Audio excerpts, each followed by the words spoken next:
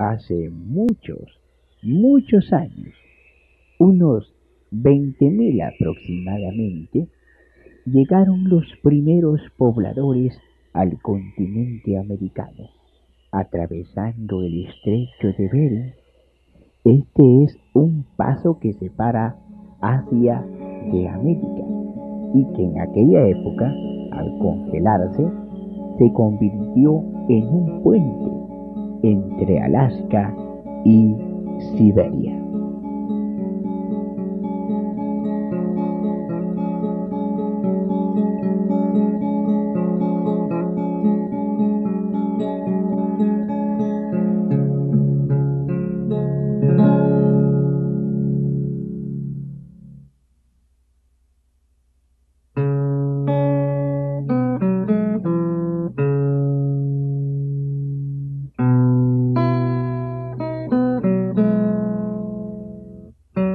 Con los descendientes de esos primeros hombres que cruzaron el estrecho, se fue poblando nuestro continente y también el país donde vivimos. 500 años antes de la llegada de los españoles, Honduras ya estaba habitada por grupos de indígenas. Estos grupos formaban tribus, muchas de las cuales hablaban idiomas diferentes y además tenían diferentes grados de conocimiento.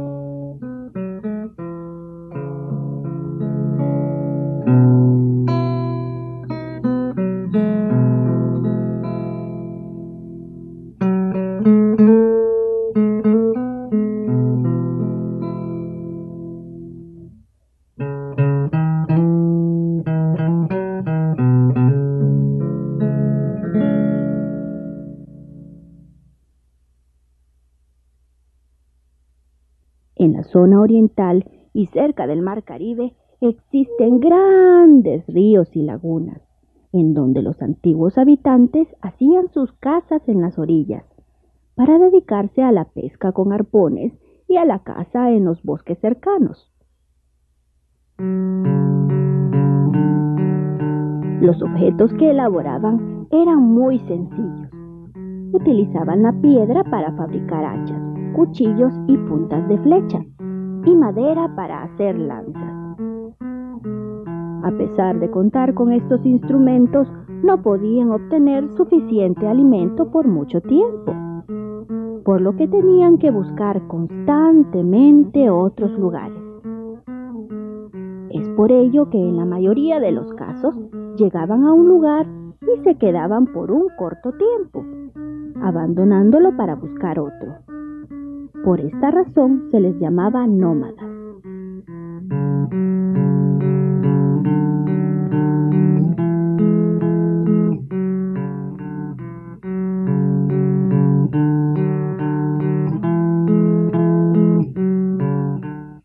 Sin embargo, en la zona central y occidental se encuentran muchas montañas y valles de gran extensión, por lo que sus habitantes se alimentaban mayormente de plantas y animales silvestres.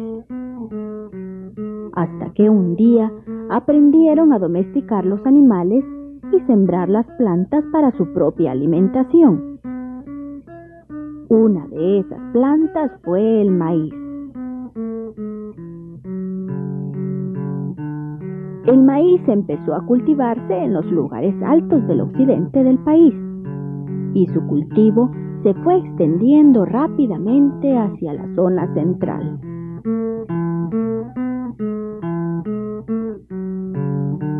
Entre estas tribus, algunas se destacaban por la confección de hermosas piezas de barro, ya que conocían muy bien la forma de seleccionar el material para su fabricación. Estos objetos eran de uso doméstico, ceremonial y comercial.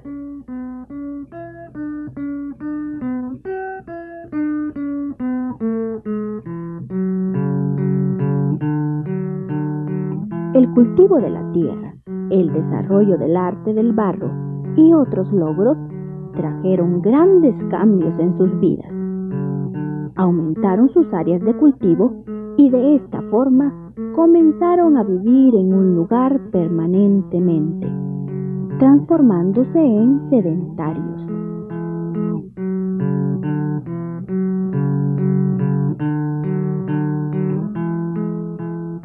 Poco a poco se fueron formando pequeños caseríos, aldeas y ciudades en las diferentes zonas.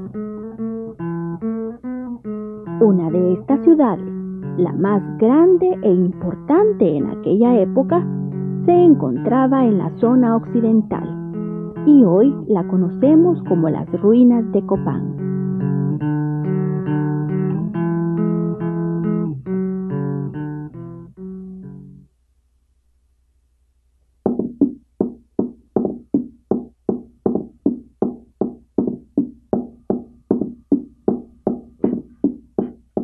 Esta gran ciudad estuvo habitada por el grupo indígena llamado mayas.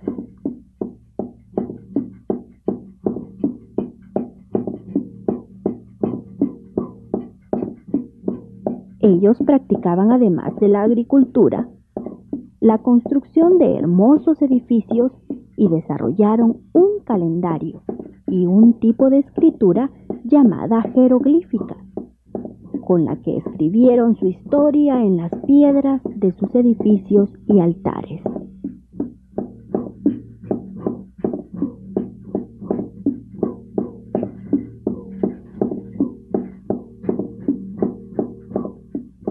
Copán prosperó hace unos 1300 años y uno de sus primeros reyes se llamó Yaxcucmó, quien comenzó la construcción de la gran ciudad.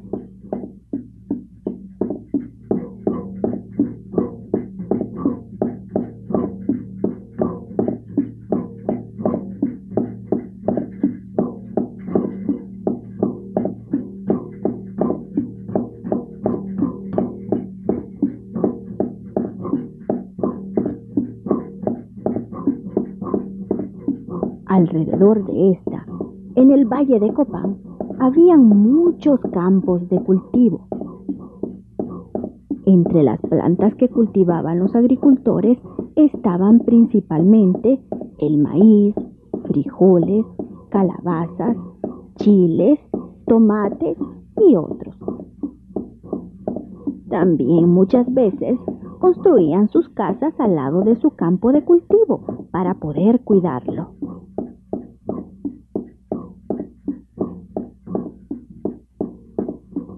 Entre sus habitantes también estaban los sacerdotes, indígenas de gran conocimiento, quienes jugaban un papel muy importante, pues aplicaban el calendario basado en el movimiento de los astros, que les permitía determinar las mejores fechas para que los agricultores sembraran.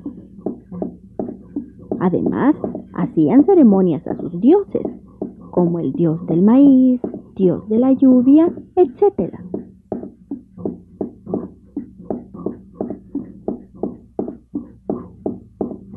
Altares, estelas y templos fueron construidos por los mayas copanecos para realizar diversas ceremonias religiosas y otros para sus reuniones políticas y culturales e incluso para vivienda. Después del primer rey, Copán fue gobernada por 15 reyes más, siendo su último rey Yaxpac, cuyo nombre significa madrugada.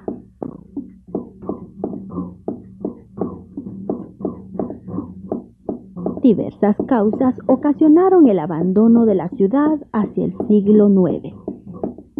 Sus edificios, por falta de mantenimiento, poco a poco fueron deteriorándose y la selva cubrió sus ruinas.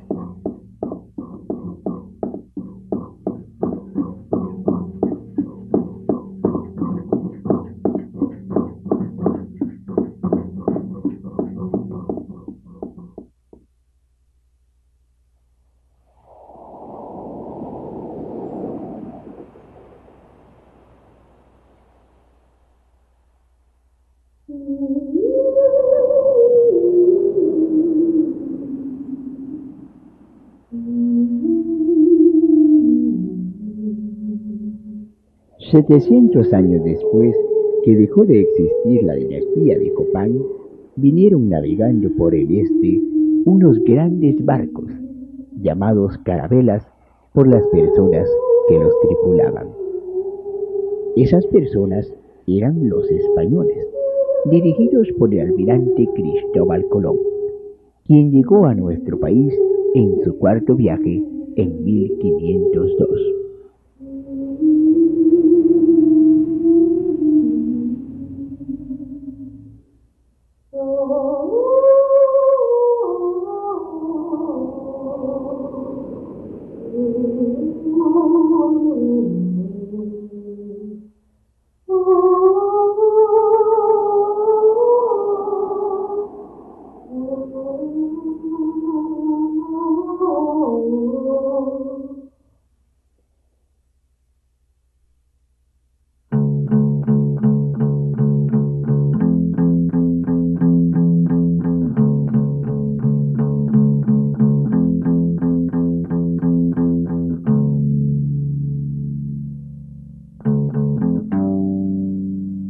A los españoles que le siguieron se les llamó conquistadores y entraron a nuestro territorio por diferentes rutas en busca de riquezas, especialmente oro y plata.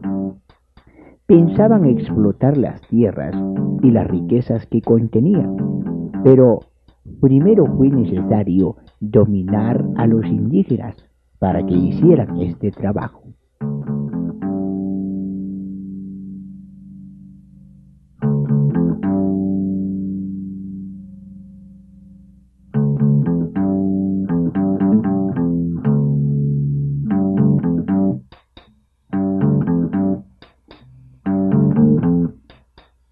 Los españoles que participaban en la conquista recibieron grandes extensiones de tierra para cultivarlas y construir sus viviendas, convirtiéndose incluso en los dueños de los indígenas que vivían en ellas. A esto se le llamó encomienda.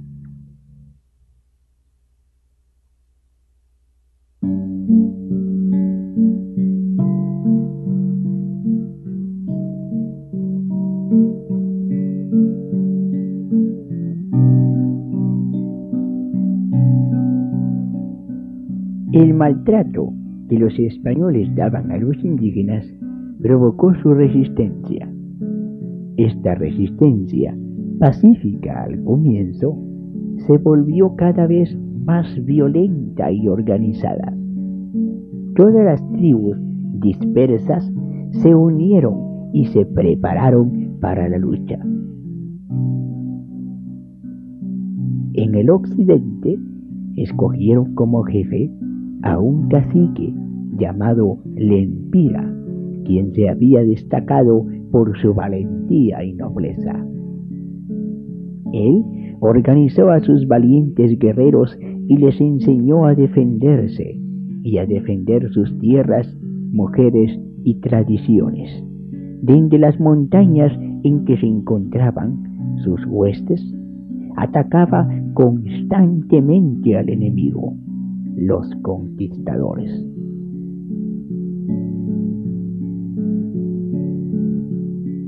Después de mucho tiempo de resistencia, presentada por Lempira y su ejército, este fue finalmente derrotado. Lempira murió bravamente en duelo cuerpo a cuerpo con sus enemigos.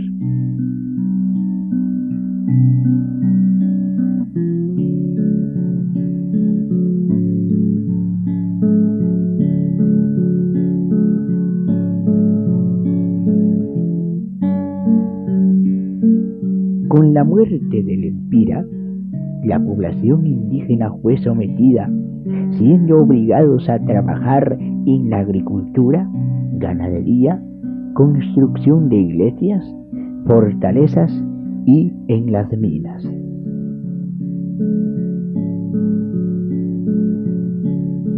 La vida de los indígenas se volvió una vida de penalidades y muchos murieron a consecuencia de las nuevas enfermedades que padecían los españoles.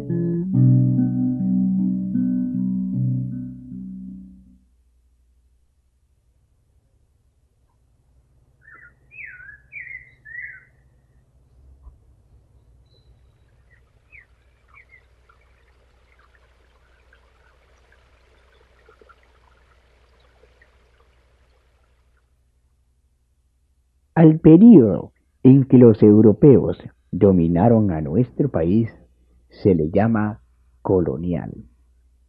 Durante esa época, algunos de los indígenas originarios de estas tierras, como los negros que fueron traídos de África como esclavos para las minas, poco a poco perdieron su idioma, creencias religiosas y costumbres. El idioma, la religión católica y la forma de vestir de los conquistadores se impusieron.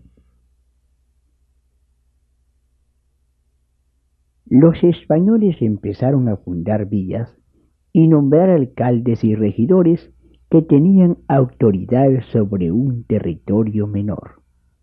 El rey de España nombraba un gobernador que, como la autoridad más importante, gobernaba un territorio mayor al que se le conocía como provincia, siendo Honduras una de esas provincias.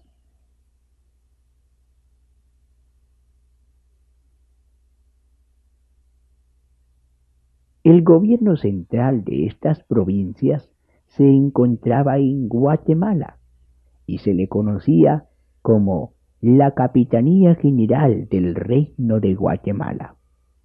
Los poderes del capitán general eran muchos, ya que era el representante del rey en los territorios conquistados. También tenía la responsabilidad de dirigir los ejércitos, repartir tierras y recibir impuestos. Para lograr que los indígenas dejaran su religión y se volvieran católicos, los sacerdotes españoles realizaban visitas a los lugares alejados y establecían las llamadas misiones, donde ellos enseñaban su religión y costumbres.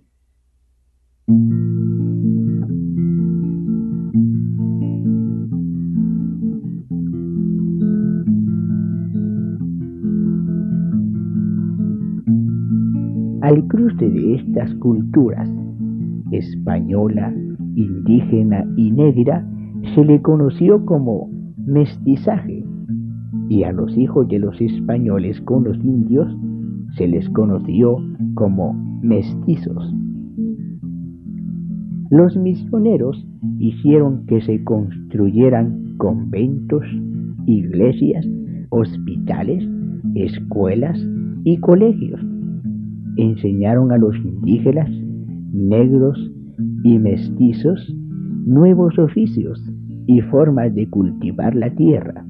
La Iglesia determinó en gran medida el desarrollo de esta cultura.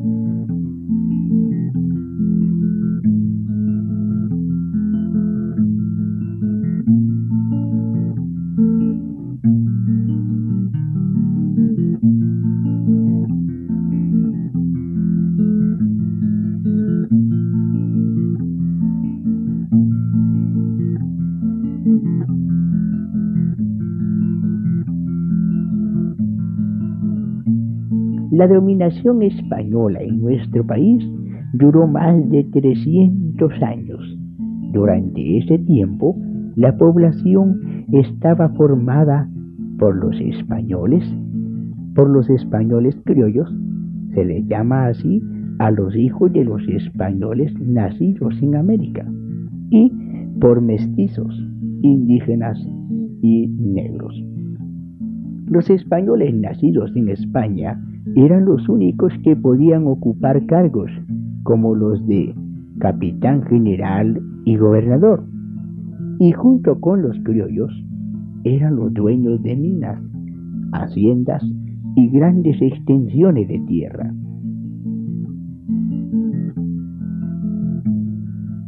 Existiendo mucho descontento en las poblaciones, sus habitantes se rebelaron contra las autoridades, pues éstas imponían las leyes y cobraban altos impuestos que eran enviados a España. La población reclamaba el derecho de todos a elegir sus propias autoridades, pero los gobernadores españoles no se lo permitían. Fue así que empezaron la lucha por la independencia y al cabo de algún tiempo, el 15 de septiembre de 1821, ésta se declaró en las provincias de América Central. Con esta noticia, los habitantes se llenaron de alegría y el sol de la libertad volvió a brillar para todos.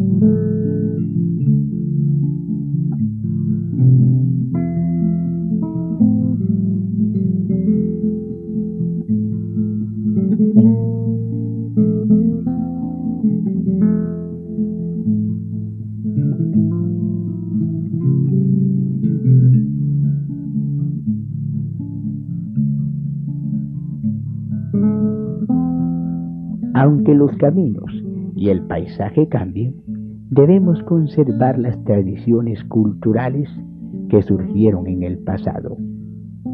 Nosotros estamos creando el presente del pasado. De hoy crearemos la historia del futuro.